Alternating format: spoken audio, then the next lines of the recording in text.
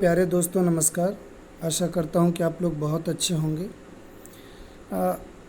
हम लोग पढ़ रहे थे वाच्य और वाच्य के भेद।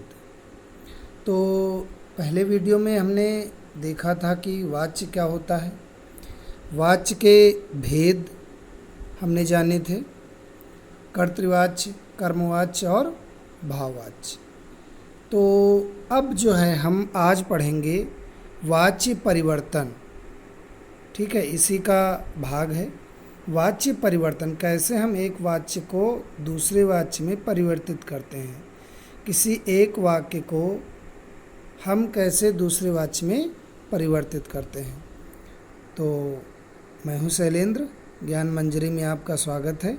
चलिए स्टार्ट करते हैं। सबसे पहले कर्तृवाच्य से कर्मवाच्य में हमें परिवर्तन करना है। तो देखिए उसके लिए क्या क्या बातें हम ध्यान में रख सकते हैं। कर्तृवाच्य से कर्मवाच्य बनाने के लिए सबसे पहली बात तो कर्तृवाच्य का जो कर्ता होता है उसके साथ यदि कोई विभक्ति लगी, विभक्ति का मतलब होता है जैसे राम लिखा है तो राम के आगे लिखा है ने, तो ने विभक्ति है। ठीक है, परसर्ग भी इसे कहते हैं, विभक्ति कहते हैं। तो इसे क्या करना है, आपको हटा देना है। ठीक है, और उसके स्थान पर के अथवा के द्वारा परसर्ग का प्रयोग करना है। क्या करना है, आपको ने हटा करके, ठीक है, या जो भी विभक्ति लगी है कर्ता के साथ उसे हटा करके उसके स्थान पर के अथवा के द्वारा जोड़ना है। पहली बात ये। दूसरी बात, कर्म के साथ कोई परसर्ग हो तो उसे हटा दिया जाता है। अगर कर्म है, कर्म के साथ कोई परसर्ग लगा है तो उसे हटा दिया जाता है। ठीक है, जैसे राम ने रावण को मारा, तो यहाँ पर राम ने तो कर्ता के आगे जो विभक्ति लगी है उसे हम क्या करेंगे, एक सेकंड में एक उदाहरण यहाँ पर लिख लेता हूँ। वैसे यहाँ तो जगह नहीं है, ठीक है, फिर भी इसी के ऊपर लिख देता हूँ।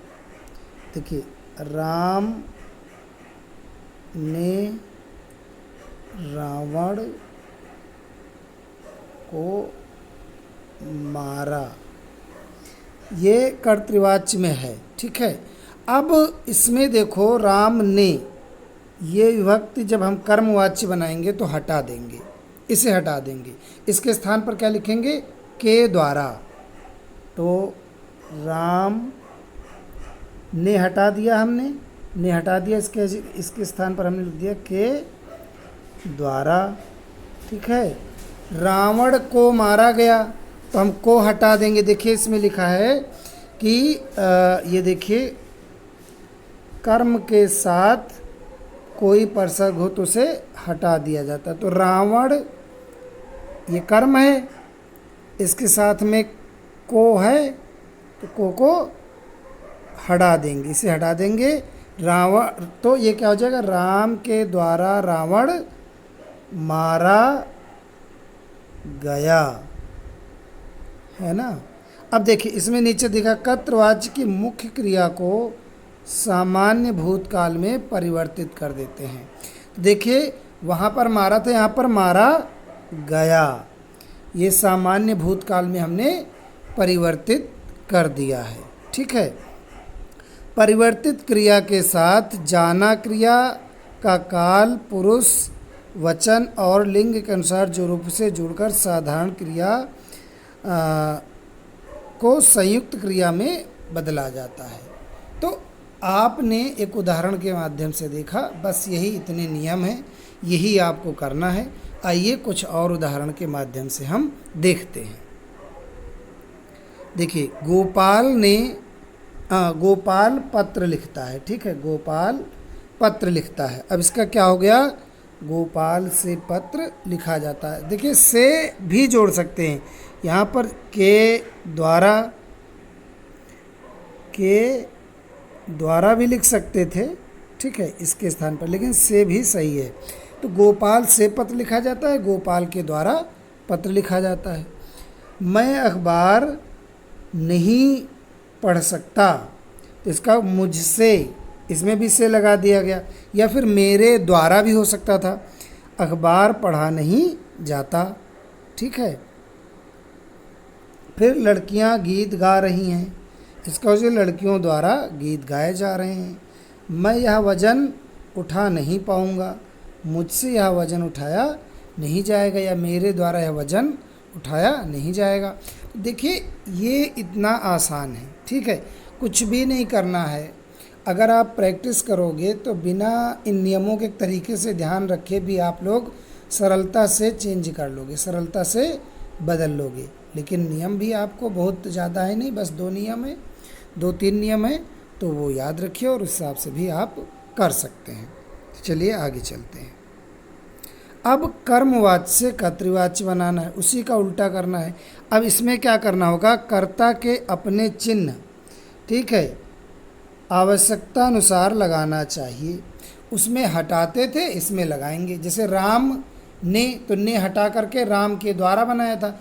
अब अगर राम के द्वारा लिखा है रावण मर गया, तो हम राम ने कर देंगे, तो वो लगा देंगे। वहाँ पे हटा देते थे, यहाँ पे लगा देंगे। यदि वाक्य क्रिया वर्तमान एवं भविष्य काल की है तो कर्ता के अनुसार क्रिया की रचना रखनी चाहिए। जैसा कर्ता है उसी के अनुसार क्रिया कर देनी चाहिए। राम ने रावण को मारा, फिर कर दिया जाएगा मारा गया नहीं होगा। भूतकाल का सकर्मक क्रिया रहने पर कर्म के लिंग वचन के अनुसार क्रिया को रखना चाहिए। ठीक है, तो कुल मिलाकर के भूतकाल की अगर सकर्मक क्रिया है तो उसी के अनुसार लिंग, उसी के अनुसार वचन इत्यादि भी रखेंगे। तो यहाँ तक कोई दिक्कत नहीं, आपको सारी बातें समझ में आ गई। बिल्कुल उसी का उल्टा करना है एक तरीके से, और कुछ नहीं है। तो आइए उदाहरण भी देख लेते हैं।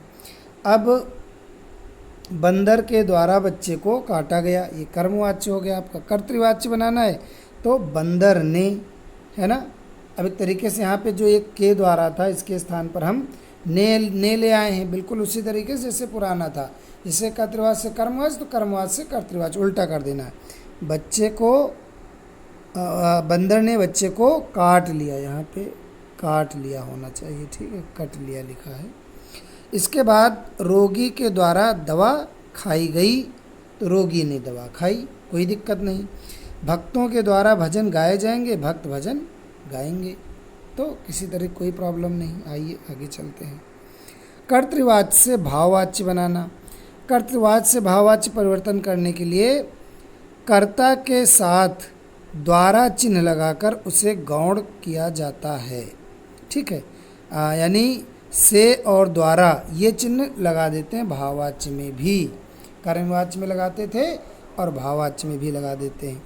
मुख्य क्रिया को सामान्य क्रिया एवं अन्य पुरुष पुल्लिंग एक वचन में स्वतंत्र रूप में रखा जाता है। जो मुख्य क्रिया होती है उसे क्या करते हैं, सामान्य क्रिया एवं अन्य पुरुष तो आप जानते हैं, जैसे वह, है ना, उससे, उसके द्वारा, ये अन्य पुरुष होता है, स्वतंत्र रूप में रखा जाता है। भाववाच्य में प्रायः अकर्मक क्रिया का ही प्रयोग होता है। अकर्मक और सकर्मक आप लोगों ने 9th में पढ़ा होगा। अकर्मक क्रिया जहाँ पर कर्म नहीं होता है, सकर्मक क्रिया जहाँ पे कर्म होता है। कर्म कैसे पता चलेगा, पिछले वीडियो में बताए थे, क्या लगा करके प्रश्न पूछेंगे तो कर्म निकलेगा, है ना। और भी कुछ क्रियाएं हमेशा अकर्मक होती हैं, इसका भी जिक्र जो है आप लोगों ने पढ़ा होगा जब कर्मवाच्य वो क्रियाएं पढ़ रहे होंगे, सकर्मक और अकर्मक। ठीक है, तो क्रिया अकर्मक होती है। अकर्मक जैसे उड़ना, चलना, फिरना, आना जाना, उठना बैठना, है ना, इस तरह की क्रियाएं अकर्मक क्रियाएं होती हैं। आइए इसके उदाहरण देख लेते हैं। कर्तृवाच्य से भाववाच्य में देखिए, राधा नहीं हंसती, राधा से हंसा नहीं जाता। के द्वारा लगाइए या से लगाइए, ये मैं बता चुका हूँ। ठीक है, राधा से हंसा नहीं जाता। हम इतने काम नहीं कर सकते, हमसे इतना काम नहीं किया जाता। नौकरानी ने सफाई नहीं की, नौकरानी से सफाई नहीं की जाती। चिड़िया नहीं चहचहाती, चिड़िया से चहचहाया नहीं जाता। देखिए भाववाच्य में असमर्थता का बोध होता है या निषेधात्मकता होती है, तो ये चीज़ आप देख सकते हैं यहाँ पर। मजदूरों से ईंट नहीं उठाई, मजदूरों ने ईंट नहीं उठाई, मज़दूरों से ईंट उठाई नहीं जाती। तो ये इस प्रकार से कर्तृवाच्य से भाववाच्य में परिवर्तन है।